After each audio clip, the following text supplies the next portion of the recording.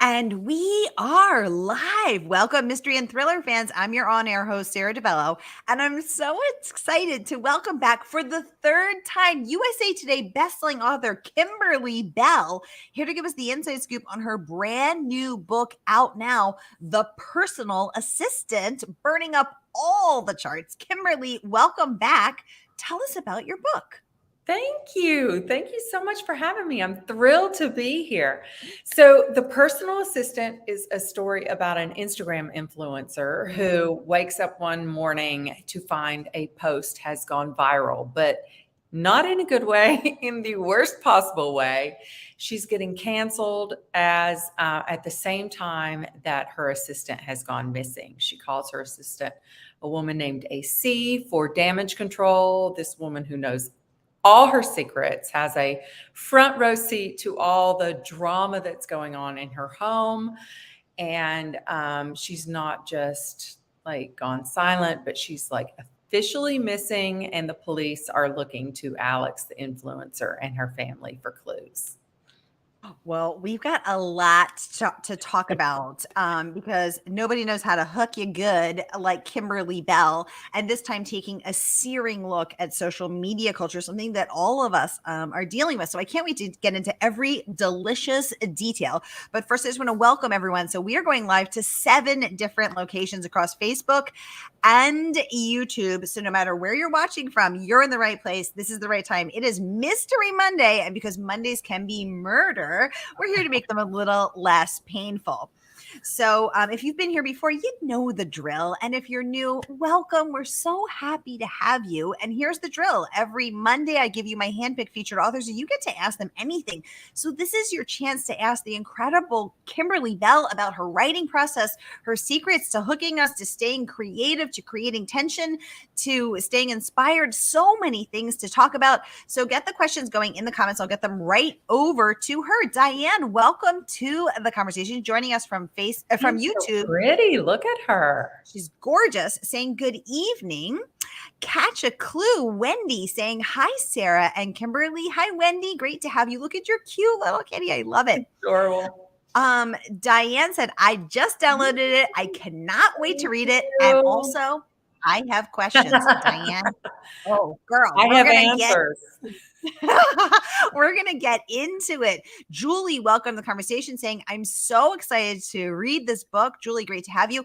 Oh, look, it's our favorite mystery book reviewer, Aline Cogdell. Welcome to the conversation from the Sun Sentinel, Publishers Weekly, Shelf Awareness, so many things. Aline, a pleasure, an honor. Thank you for joining us. And oh my goodness, Megan, welcome to the conversation. Okay, so many great questions coming in. I'm going to get to every single one of them. Okay, let's kick off with you, Diane. She wants to know, what is your writing routine? So Kimberly, give us the scoop. So I am a morning writer. I have found that those are my best words. I'm the freshest in the morning. My brain kind of peters out in the early afternoon. So I try to get up and get behind my computer as fast as possible. And I usually I'm on deadline. So I usually go for word counts rather than hours. But if I can hit 1,000 words, that's a great day. And I reward myself with, a piece of chocolate and a walk around the block. But yeah, it's so not glamorous because I'm sitting here in my pajamas or my workout pants and just writing. Just pounding out the words. So, okay. So you said 1,000 words. So you sit there. So if it takes you 20 minutes, if it takes you 20 hours, your butt's in the seat, you're pounding those words out. Right. But if it takes me 20 minutes, I keep going because 20 minutes is like super fast. And if I can hit those words in 20 minutes, I can keep going. Okay. Usually, early afternoon, that's kind of where I hit a wall. Now, Kimberly, how early are we talking? Are you one of those 5 a.m. writer club people? No, those people are crazy. I know a lot of them and I love a lot of them, but they're crazy. They wake up at 5 a.m. They go on Twitter. They're like 5 a.m. Writers Club and they, do sprints and whatever. I'm like 5 a.m. No. My alarm goes off at 7:15. And then I'm usually, my commute is from my bedroom into my living room. So it doesn't take me long to get there. But, once I'm really working by 8. Okay. Okay. Megan, great question. Kimberly, where did the inspiration from this book come from? Because you were taking a searing look at social media culture, at mommy blogger culture, at marriage, as you always do, winnowing into the cracks and the, I don't want to say weaknesses, but the tender places in any relationship, which I think is trademark Belle. Yeah. So tell us where the inspiration for this particular story came from. So I do tend to focus on the marriage issues, but really where this one came from is from my own life. As authors, we are pretty much required, like our publishers don't say you must, but they really encourage us to be not just on social media, but active on social media. And, posting things that spur conversations with readers and that, kind of get some interaction, which, that's the good part of social media. I really do enjoy that part. But at the same time, there's a fine line because it's not just me I'm posting about, right? I'm posting about my husband, my kids, my dogs, my friends. And, so it's not We all just want to see me. the dogs, though. I know. I have a really cute dog. I have 2, but the other one never shows up. Yeah, those little cavaliers are freaking adorable. Mean, and they hog the camera too.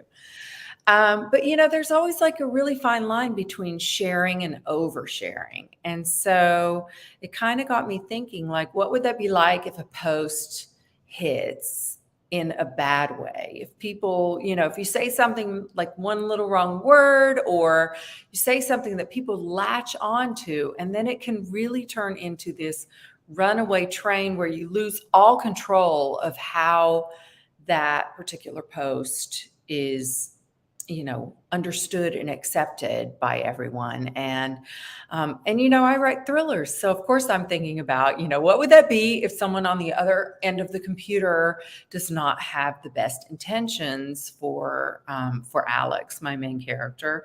And what if they are looking for some sort of revenge or, looking to destroy her in ways that might be good for a book. It's interesting because what you said, that publishers don't require authors to do social media. It certainly is expected and encouraged. Yes. You feel the weight of that. And I think even in any of us feel that pressure to get the likes, not just as authors, but as people. It's like you want that acknowledgement, that validation, that legitimization. And when you don't get it, it's, that's become sort of a social currency of, I don't know what the previous equivalent would have been, maybe like the cheerleader jacket or the JV badge or whatever. And it really has changed things. I think the goal becomes more followers, more likes, more engagement. So when Alex hits that 1 million follower mark, which should be this incredible cause for celebration, which it is, and cue the tequila, but then things, take a turn from there, because of course this is a Kimberly Belle book. Crash and burn.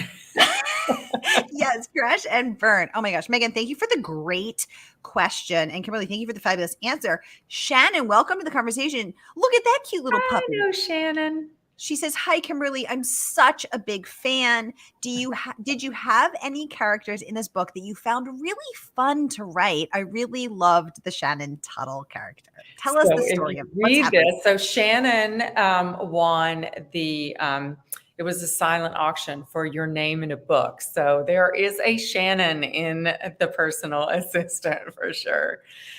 This is the Shannon. Oh my gosh. The Shannon. Hi, Shannon. Thank you for doing the auction. Yeah.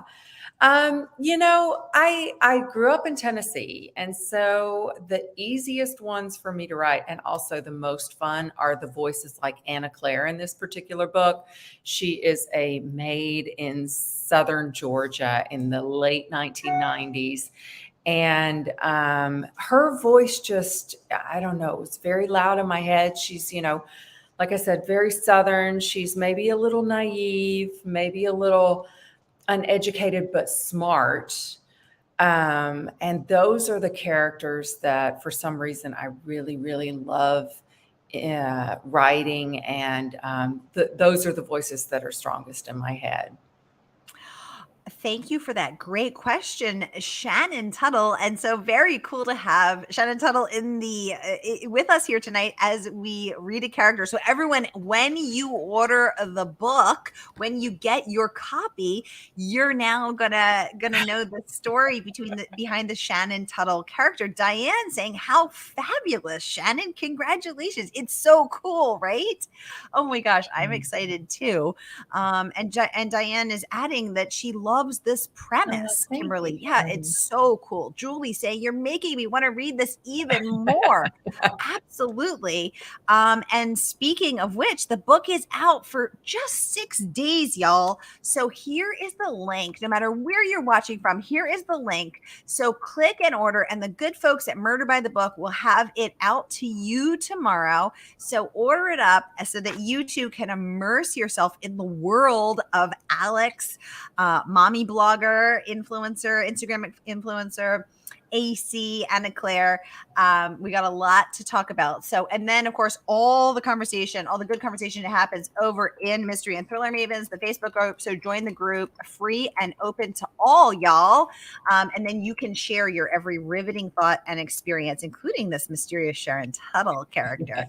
So here we go. Oh, thanks for all the love on Facebook, y'all. Okay, let's get back to these questions. Okay, so let's talk about social media culture. So Wendy, Catch a Clue, saying this whole social media thing is kind of scary. That's why she is using the handle Catch a Clue. She's keeping a low profile online.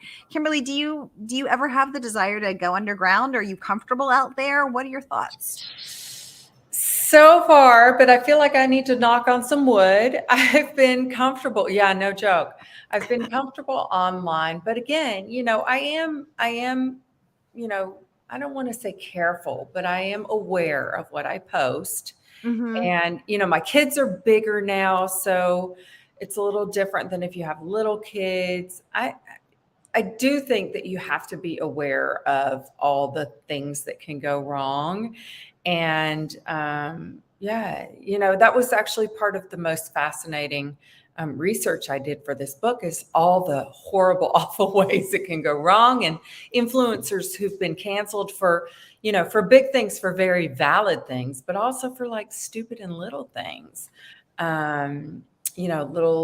Little squabbles with other influencers online, and then it blows up to this huge thing, and one of them gets canceled, and it's just like I said before, it turns into this runaway train where you have zero control over. And speaking of kids, when it does become this runaway train, you address that, where trolls start, saying awful things, not only about Alex, this, fake so-and-so, and I always knew she was BS and all this stuff, but then actually making really ugly threats about her kids. Like, I'm going to bring rope to your house so your kids can, take their own lives. Yeah. So it gets really dark and scary really fast. And the two girls, she has two twins, and they're 12, and they've kind of grown up in the spotlight, but at the same time they've grown into 12 years old as a girl. That's a fragile age, and they're not the nicest people at 12 years old. Yeah, they're kind of mean to their mom. I felt bad for her in that way. But at the same time, their complaints are very valid, because they're like, we didn't ask for this. We don't want this. And and I think I say that at some point in the book, the internet is forever. Like, you can't take all that away. It's going to be there still somewhere. So beware what you put online.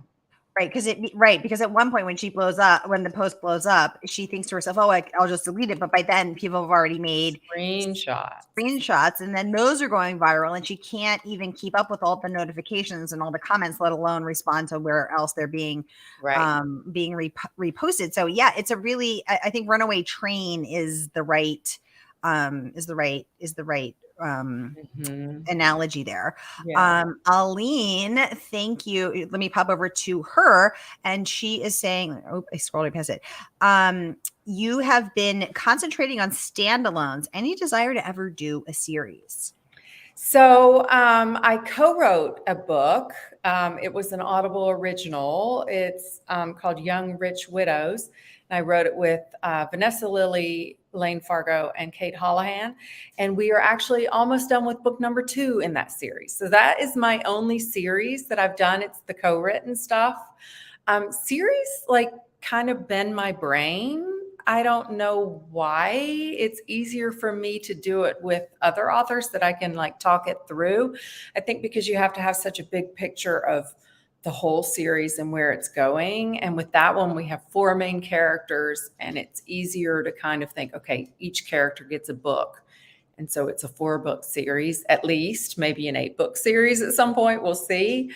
But yeah, standalones, I don't know. I also kind of feel like Alex has been through enough. Do I really want to put her through a whole nother book of drama and you know, I don't know. Poor Alex. She's been through, yeah, Alex has been through enough. Aline, thank you for the great question. Diane would like to know, and I love this question. What a fabulous question. Kimberly, how do you reward yourself when you finish a book? Well, first of all, a nap. I usually take a big nap. Okay. And, it is important to mark it. I think I've marked every book a little differently. It kind of just depends on what time of year it's done and when it's happening. Like the one that I am currently writing now, my next solo book, I'm aiming to turn it in by Christmas so that I can actually have, this vacation and enjoy my family. And we're going to go to the beach after Christmas. So like, that's my carrot. I'm going to reward myself with the beach. A big nap. Sounds like a fabulous idea. So wait, so you have to turn it in by Christmas? Well, and I'm not turning it into my publisher. I'm going to give it to my agent. She is my first reader, and she and I are going to do some back and forth, but I turn it in like March. So I'm giving myself, she's kind of my first beta reader. And you're going to reward yourself with the beach. I love that because I am such a beach girl. Aline saying she loved My Darling Husband, but she's not allowed to say for which publication. Aline is an amazing book reviewer for so many places, including the Sun Sentinel in Florida, Shelf Awareness, Publishers Weekly, and so many more. Aline, thank you so much for letting us know that you loved it. I loved that book as well. Diana would like to know, what are you reading now? How do you read? Digital or old school paper copies? So I love both, actually. I like digital for when I'm in bed because I am I like to read right before I fall asleep. So, but I also love the actual paper books because on social media, it looks better when you have a real book. And on the Killer Author Club, I'm always, posting pictures of me with books. But right now I'm reading Megan Collins' next one. It's called Thicker Than Water. Ooh. I think it comes out in the summer. Very cool. And Diane wants to know, when you're writing, do you use a murder board? What's a murder board? Tell me That's more. where you put it up on the wall, and it's like you would have like a picture of what you thought your character would look, and then you draw a line to the scene of the crime, and then there's on a map, and then you do this, and you sort of you graph it all out. I don't, but now I want that. Now I want a whole murder wall. No, oh my gosh! If you do a murder wall, you have to thank Diane in the acknowledgments of your next book. I love it. I actually do most of my stuff on, on my computer. So I don't really have like a murder board, but I have all my notes, all my pictures of what my characters might look like, their whole character sketch. I do that in Scrivener, which is software. Fellow Scrivener girl here. I love Scrivener. The best $40 I've ever spent. Totally. I say that all the time. Yeah, it's such an amazing tool because you can put, as you said, all of your research in there and all of the links and everything, and it just makes everything so much easier to find. Yeah. Well, y'all, this book is getting all of the praise, and I want to hop over to some of it. So let's kick off with this one. I'm going to pop it up so we can all read it together from Wendy Walker, who says, a missing assistant on to an Instagram influencer, a mysterious dead body, and a nesting box, I love that, of family secrets drive this cat and mouse thriller to a deliciously unexpected finale, a great page-turning read. So first of all, congratulations on that praise from the amazing Wendy Walker. Kimberly, let's talk about that that end. Are you a plotter? Are you a pantser? Did you know the end when you started? Did it come to you unexpectedly? Give us the scoop. So I am a plotter, and I have a very detailed outline before I write the first word.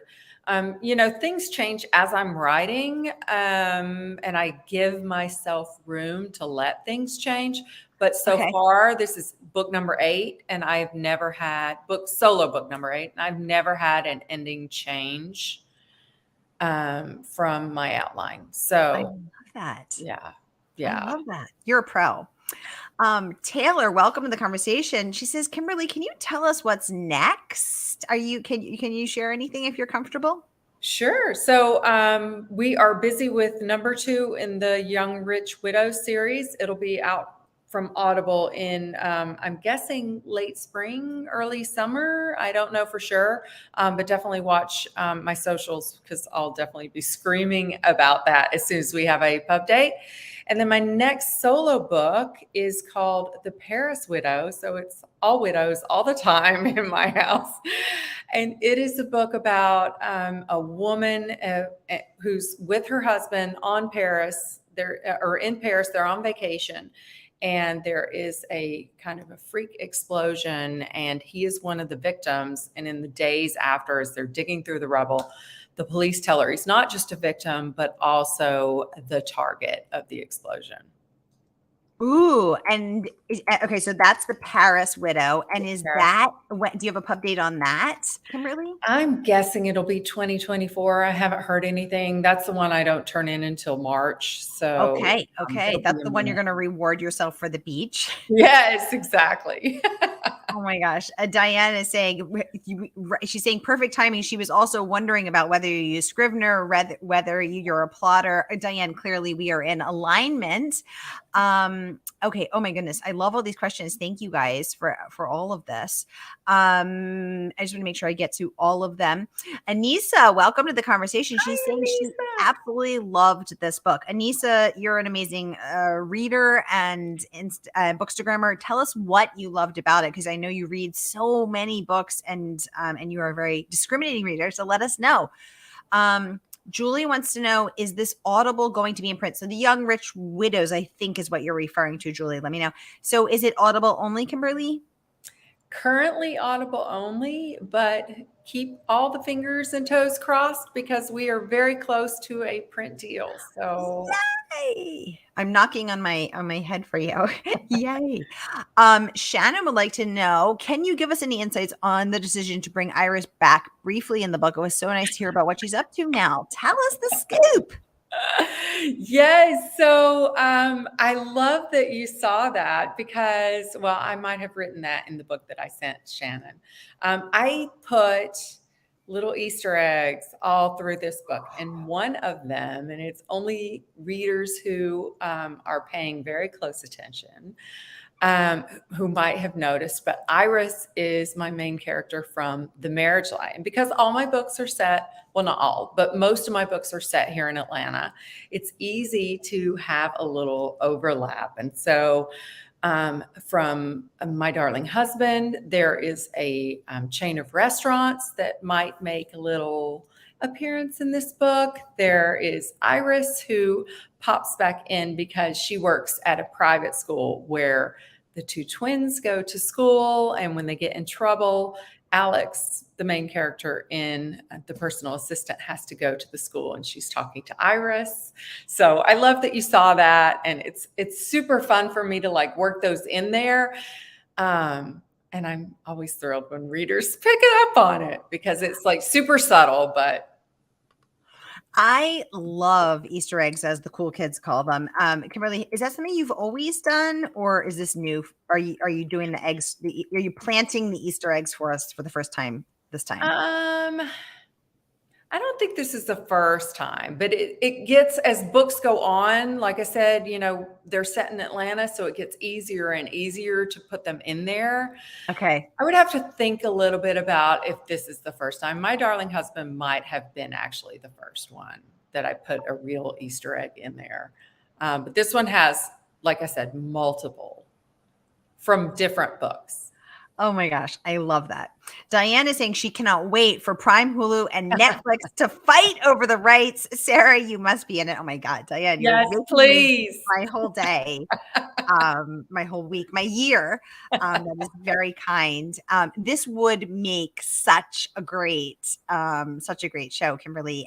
I think so too. Hulu, if you're listening, come through, Hulu. I absolutely love that. Let's get over to Diane saying, as a writer, she is not a fan of social media. She doesn't like being forced out of her private comfort zone.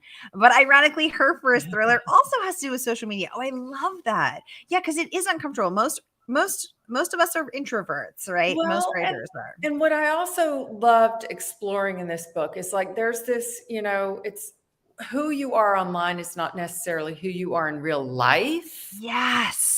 And when you and this happens to Alex too, she gets sucked into this whole, social media thing. And then all of a sudden you start posting things that are maybe not 100% authentically Alex. Yeah, authentic to who you are. And you're jonesing for likes and you're trying to get, viral and all these things. And so you push yourself way outside of your lane sometimes. And and like I said, her 12-year-old daughters, who are not always very nice to her, but they're calling her out on it. They're like, Mom, you're fake. She's like, fake? I'm authentically Alex. How can I be fake? Right. Exactly. Diane's saying she loves it. Exactly. Yes, me too. I just want to get over to this review from the, sorry. I want to get some of these too. Taylor saying she loves that. Thank you so much for answering her question. Catch a clue, aka Wendy's looking forward to Young Rich Widows 2. Carrie, welcome to the conversation, saying good evening. With the success of Young Rich Widows, will it go to, are we talking book 1 or book 2, Kimberly, or both? Both. Yay! Yay! Crossing all the fingers and toes. Yeah. We're very close. I am crossing all my fingers and toes. I want to get over to this review as well. This one from Sally Hepworth saying the personal assistant has everything I look for in a book: an intriguing premise, a suspenseful plot, and a theme that has me questioning my own choices and behavior under the shifting sands of perspective. I love that. I never knew who to trust. A masterful novel that I read in an afternoon. And that, of course, is from Sally Hepworth, the incredible New York Times bestselling author who has been on the show twice. Love all of her books. Heather Gudenkopf says this is a cautionary tale about what happens when you make an enemy in the social media age. Smart, timely, and humming with suspense. Oh, I love that review out from the incredible Heather Gudenkopf, who was on in January for her book, The Overnight Guest. Kate White, a best-selling author of The Second Husband, says Kimberly Belle has done it again. She's written another gripping, propulsive page-turner packed with never saw that coming shocks and surprises, with a plot that asks how much is too much to give away about ourselves. What a beautiful review from the incredible Kate White. I love her and her books. Aline saying, Sara, thank you for doing these interviews. Oh my goodness. Aline, thank you for being here and for those kind words. Rebecca, welcome to the conversation, saying so looking forward to reading The Personal Assistant. Love all of your other books. She's so great, isn't she, Rebecca? Taylor wants to know, Kimberly, do you have an assistant? Eek. So I get this question a lot since this book came out. Up until last year, I had my daughter she wasn't my personal assistant, but she was my social media person. But that's very different than a stranger who you hire and know not so much about, So I trusted my daughter. I'm not sure that I would trust another person with my social media. I might let them, file papers and do some other tasks for me. I'm not sure I would give them my passwords for social media. So currently, no. If I hired one, they would be not on my computer. Does your daughter still have your passwords, Kimberly? She actually does, but Mm. If something happens, it's going to make Christmas real awkward. I know, right? Scott, welcome to the conversation. He would like to know, when did you first know that you wanted to be a writer, and what path did you follow to reach that goal? Great question, Scott. Thank you. So, Scott, this is a really long answer, but I will do We're it here in for the like tea. super Spill it. quick. So I actually started writing when I lost a job many, many years ago, and it was kind of something that I had been playing with in my head. Like I wanted to write a book, but I wasn't sure I could do it. I didn't know if I had time. And then, like I said, I lost my job, and I woke up one morning and I was like, okay, I can go out and get another job, or maybe this is the universe giving me a push. So I sat down at my computer and I was like, I have no idea what I'm doing. So I started, I read everything I could get my hands on. I learned about structuring a novel. I learned about character. I learned about, all the millions of things you have to know in order to write a book. And so I wrote a book, and then I wrote another book, and then I wrote another book. And those were all my practice books. And so this was 2008 when I lost my job, and my first book came out in 2014. So that tells you a little bit about how long it took. But it's a long, long path for most authors. And someone once told me the most successful authors are not necessarily the best, but they're the most persistent. So I took that to heart, and I just kept going, and I've never looked back. Ooh, I'm interested about that idea of persistence, because I just hosted Darby Kane and Tessa Weggert, and Darby was saying, the thing about writing that nobody ever tells you is that it's a marathon. It is not a sprint. And I have been thinking that myself as I have been marathoning my way through copy edits this week. And it is about that persistence and perseverance and gutting through it. Right. So I hadn't heard that quote about the successful authors, and I think I'm going to noodle on that because that's very interesting. Yeah. And, it's not just, that first book deal either. It's like, the Personal Assistant is book number 8, solo book, plus the, co-written book. So every single book, is a multi-year project, and you're always trying to get, write a better book, do better, push yourself, push your boundaries, learn more. So it's not just like you get a book deal and you're done. No. So it's not just a marathon to that book deal. It's a marathon all the way till you're done. And then it's a marathon in marketing it and being on social media. And the next marathon comes along. Aline saying she loves Heather and Kate's books. This is very high praise from these two incredible authors. Exactly, Aline, right? I love Heather Goodenkoff and Kate White. Incredible authors, incredible books. Shannon wants to know, how can we get our hands on those practice books? Yeah. So first we're going to apply for a job to be Kimberly's assistant. Then once we have her password and keys to her house, we'll just help ourselves, Shannon. Though there are a couple books in there that will never see the light of day, ever. Do you have them, Kimberly? Do you still have them? Probably on an external drive somewhere. They're no longer on my computer because I don't want to see those books. I understand. Diane saying, I'm so happy, Kimberly, that you followed your destiny. Yes. How brave, not just to do the easier thing, which is to get another job exactly like that, the job that you had, right?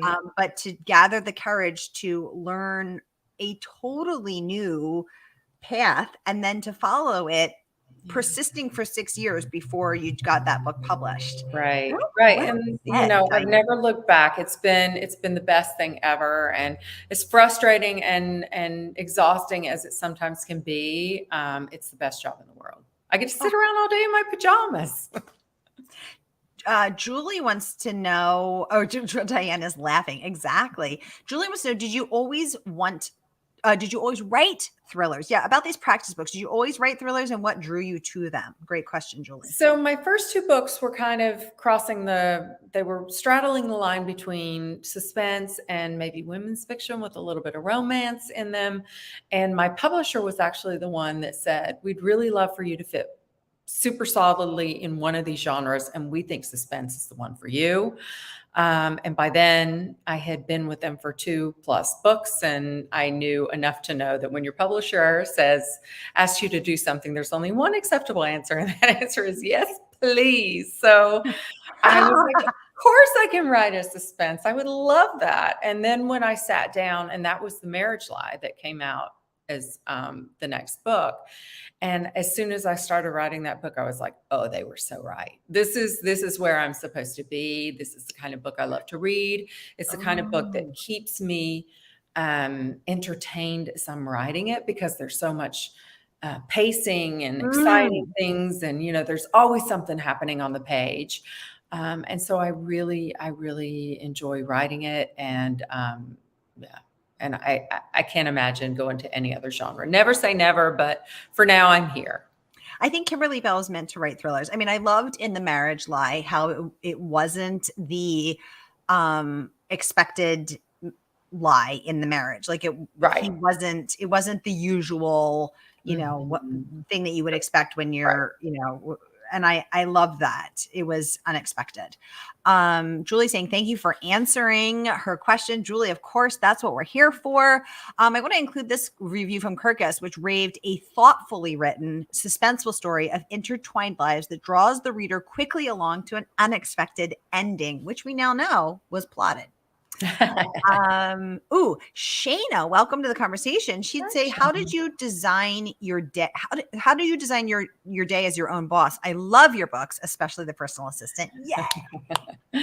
Well, thank you. How do I design my day? Like I said earlier in this show, I am a morning writer. So I try to get as many words as I can before, say, 1 or 2 in the afternoon. And then after that, I move on to social media, emails, all the stuff that you have to do that has nothing to do with actual words on the page. And so I try to keep it, if I'm done before 4, that's kind of my jam. And then I can go work out and, get dinner together, all those things. So yeah. As much as I can early on. I love that. I also love this review from the incredible Lisa Unger, and I'm going to pop it up very quickly. Oh, you know what? And then I'll get to that next question. Don't worry. I see it. I'm going to get there. And she says that I'm just popping it up right here. Hold on, I'm going to get it so we can see it all together. Belle delivers twist after twist and constant surprises in this riveting novel of domestic suspense. Who can you trust in your home and online? May Cobb raving. This is deliciously addictive, binge-worthy, and wholly unpredictable. This is calling it a juicy thriller. And May knows juicy. She sure does. She sure does. Taylor wants to know, what kind of book would you have written, do you think, if you had stuck with women's fiction? Cool question, Taylor. I don't know. Women's fiction is so difficult. I think, the first 2 that came out of me before I knew really what genre I was writing in, The Last Breath, that's kind of my jam too. I think I would have stuck with those kind of novels where there's a suspense at the heart of it, but it's really about the relationships, in The Last Breath, it was the father and the daughter and the secret, like, did he or did he not do this horrible, awful thing? Her trying to figure out. I do love that. Somebody asked me the other day, like, what's your shtick? What's your thing that is kind of the common theme that's threaded through all your novels? And it didn't take me long to come up with the answer. It's betrayal and forgiveness. So all my novels, and, even the first 2, it's about betrayal and forgiveness, and like, kind of, where's that line in the sand? Like, up to here, I can forgive you. And after this, bye, kind of thing. And, circumstances can maybe move that line around sometimes. And it kind of becomes a moving target depending on what's happening in the story. And I just love exploring that. That is so interesting because I think, when I think about Kimberly Belle books, I think about getting into those cracks and crevices in a marriage, the why we choose to be with people, what they bring to the table, what they give us, what they don't. When you're looking at Stranger in the Lake, what do you need? Where are you lacking and what are you getting in the marriage lie? Where can you trust and recognize all those tender, nebulous, shifting areas. But when you really boil it down to, it is about betrayal and forgiveness. Yep. I love that. Shannon saying the last breath is heart-wrenching. She absolutely loved it. Yes, exactly. Thank you, Shannon. And then back here, Shayna is saying, thank you for answering her question. Aline saying, Lisa Unger, another great one. writer. Oh, I love Lisa Unger. Oh my goodness, y'all. I just realized we are out of time, but time flies when you're having so much fun. Julie saying, thank you for answering her question. Thank you for answering all these questions. Y'all, what a pleasure to welcome the incredible USA Today and internationally bestselling author Kimberly Belle back for a third time to Mystery and Thriller Mavens. She was one of the first authors I interviewed back in the spring of 2020 when I started this crazy idea. Here we are 2.5 years. I've lost track of time. 2.5 years later, and Kimberly's back, and what a pleasure to have shared this journey with you, Kimberly. Y'all, here's that link one more time. You're going to want to get your hands on this book.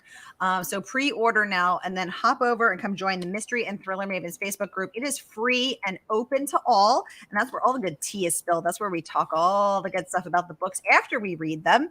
Chris Tuttle, welcome to the conversation, saying thank you so much for this. Look at that cute little puppy face. We have a mystery user saying thank you for joining us, friend. Catch a Clue saying thank you, Sarah, and Kimberly. Shannon saying thank you for a wonderful Q&A.